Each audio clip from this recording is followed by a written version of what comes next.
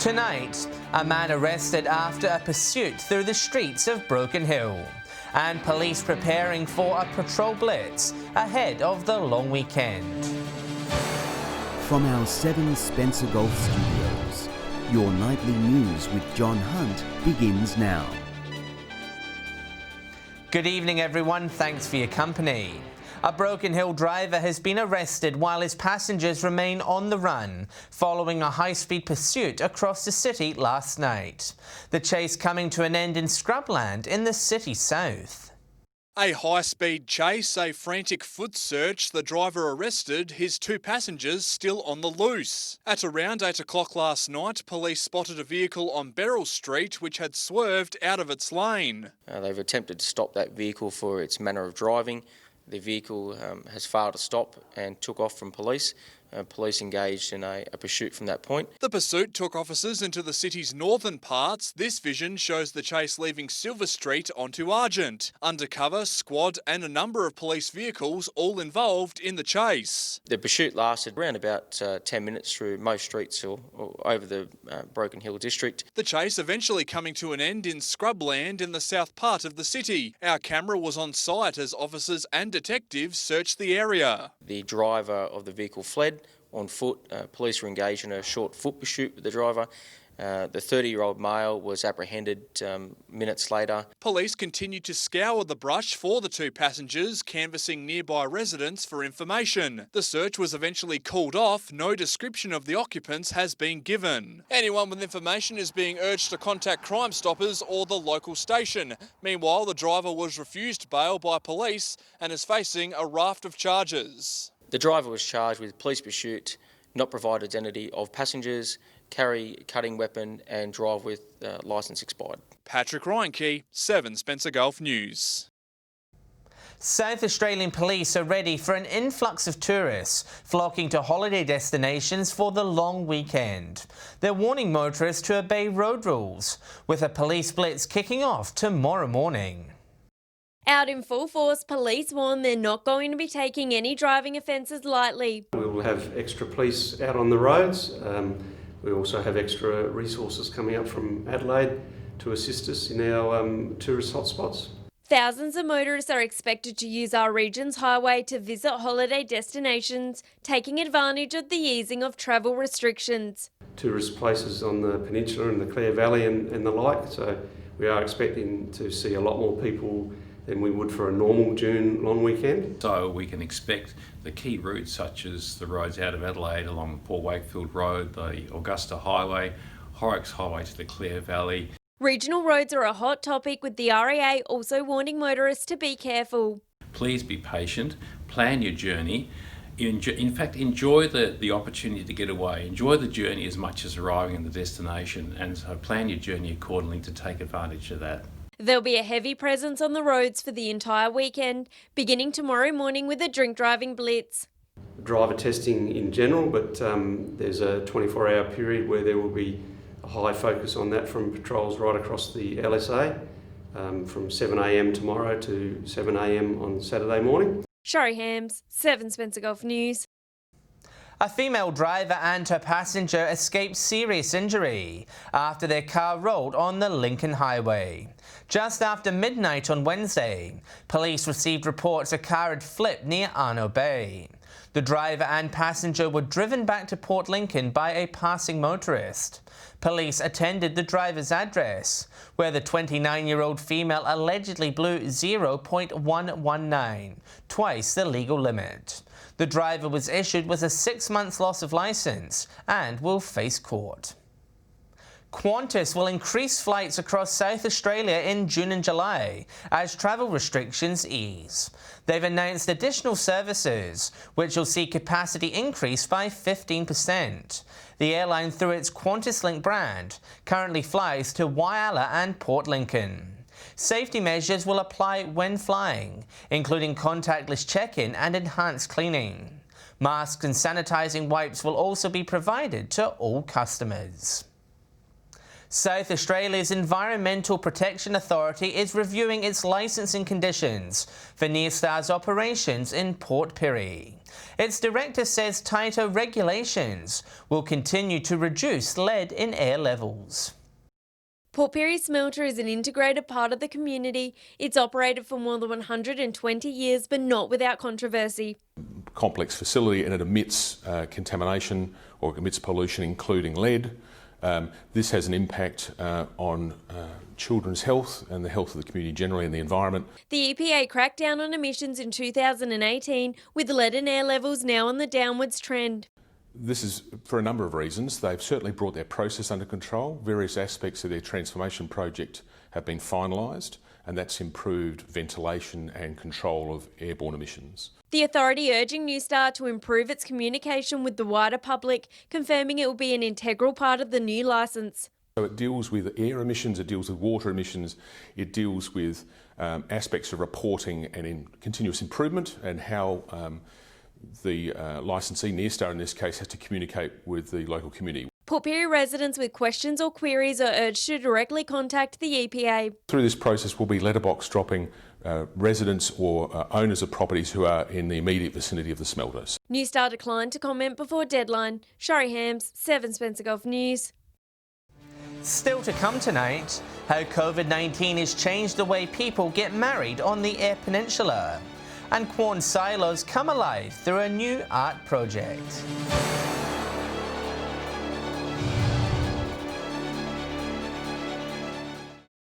Welcome back.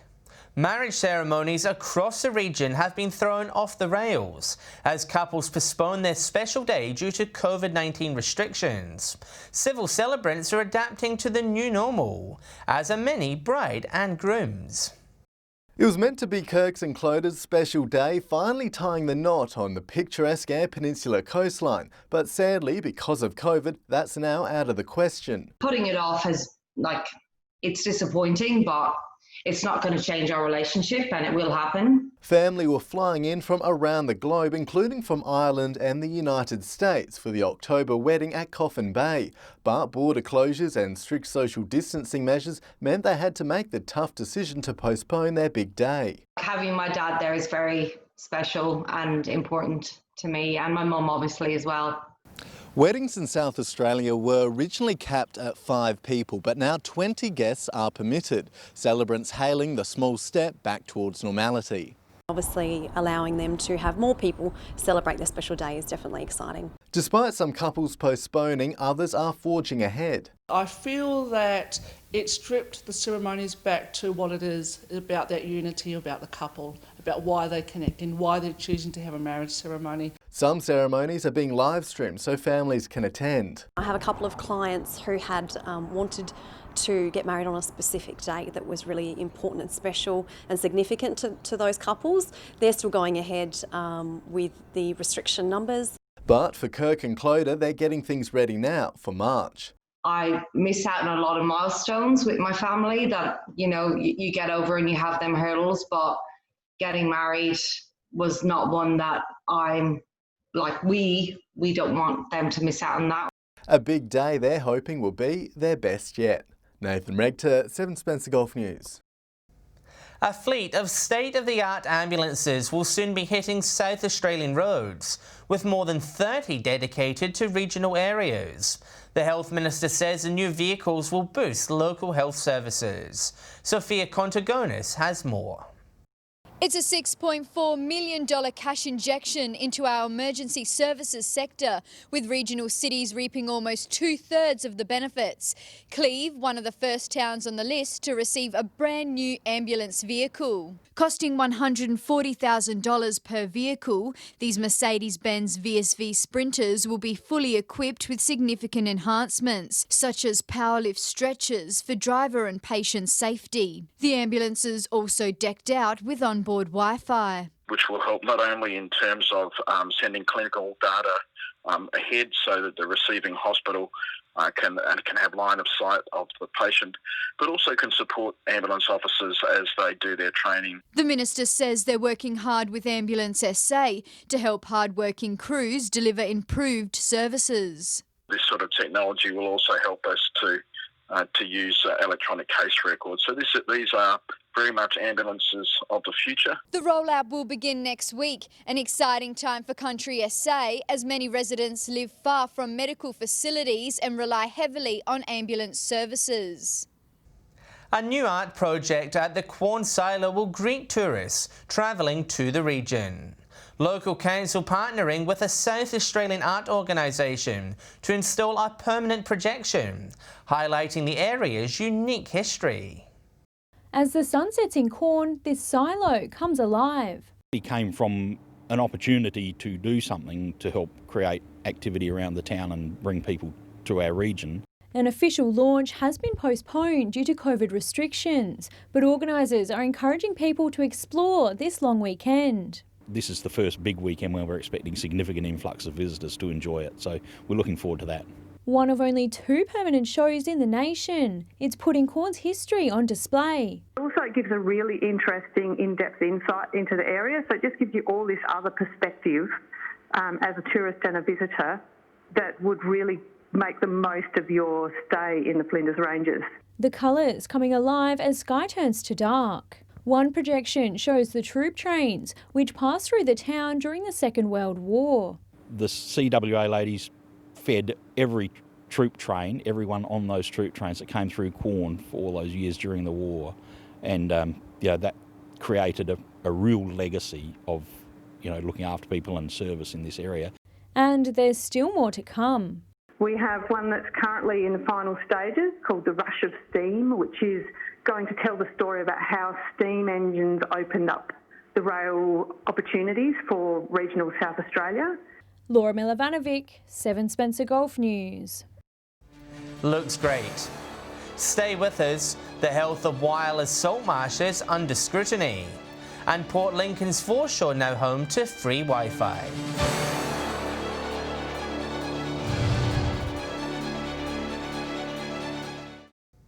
Wireless coastal salt marsh habitat is under threat from vehicles and heavy machinery. Experts say bobcats have been spotted modifying the grounds, creating unauthorised dirt paths for locals to ride motorbikes. Large tyre tracks running through Wyalla's salt marsh. The soil rearranged, creating dirt pathways for a racing track. The damage taking years to rejuvenate. Human activity has an immediate impact on the salt marsh and can really cause damage quite quickly. The board says it's disappointing to see individuals treating the sensitive area in this manner, warning these incidents don't go unnoticed. Under the Crown Land Management Act, there's provisions around people driving off of designated tracks and also modifying the environment. And it comes with a hefty penalty, with fines of up to $20,000 on the table. The federal government dedicating a specialised program to help preserve the space. This project is really around on-ground works, community education and monitoring of the salt marsh. It's designed to protect and hopefully rehabilitate some of our sensitive salt marsh areas. Tim's dedicated almost 2 years to the project and says the salt marsh is a vital part of the local ecosystem. I'm a Wyala local. I love our marine and coastal environments. It's such a spectacular place to visit. Sophia Contagonis, 7 Spencer Golf News. Port Lincoln's foreshore has entered the digital age, with free Wi-Fi being made available. The new service hoping to better attract and keep tourists connected as they explore this seafood capital. Free internet is now available in Port Lincoln. It's a case of perfect timing as dozens of tourists are expected to flock to the region this long weekend. What it means is that visitors and locals have access to free Wi-Fi 24/7. The new development and SA tourism initiative aimed at keeping locals and visitors connected as they explore the Eyre Peninsula and seafood frontier. Certainly having great internet is really important for visitors. Visitors are always researching online, so having access to free Wi-Fi anywhere in the city is a great thing for tourism. The free service stretches across the busy foreshore and has a 70-metre radius, allowing people to connect online from the comfort of the beach. Users, however, are warned to avoid accessing personal or banking details. Certainly it's a great addition to our visiting community. I would also say that The town has had and does have free Wi-Fi already. That can be found at places like the visitor centre, the library. The council says it's excited about the influx of visitors, describing it as a shot in the arm for the tourism sector. At the lowest visitor inquiries we had were 25 inquiries a week. Now we're up to over 100. And that's happened in the last couple of weeks. So that's really promising. Nathan Regter, 7 Spencer Golf News. A placement scheme at Headspace Port Augusta is helping young adults secure employment. From creating resumes to mock interviews, the team helping local youth get job ready through an online course. Finding employment may be difficult in these times, but there is help available from the comfort of your own home. Currently, the centre is supporting people online using telephone and screen to screen, and there are plans in place for when we return to in-person support. Their aim to get young people into the workforce. To gain meaningful work in their local community, and we also connect with employers to help them support staff that they currently have, but also look at future employment opportunities for our young people. The service was originally only a 2-year scheme when it began in Port Augusta. However, recent results show it's had a substantial impact, with over 170 young people completing it. We're happy to say that we've had about a 70% success rate on young people either obtaining work or re-entering the workforce or engaging in education. For many of us, staying at home is the new normal. However, the team says it's the perfect opportunity to improve their skills as coronavirus restrictions ease. So if young people are sitting at home not sure whether they want to enter the workforce for the first time or they want to change career paths, now's probably the perfect time to reach out and make contact with us. Laura Milovanovic, 7 Spencer Golf News. Stay with us after the break. We check the day's finance news and we'll have the weekend weather forecast.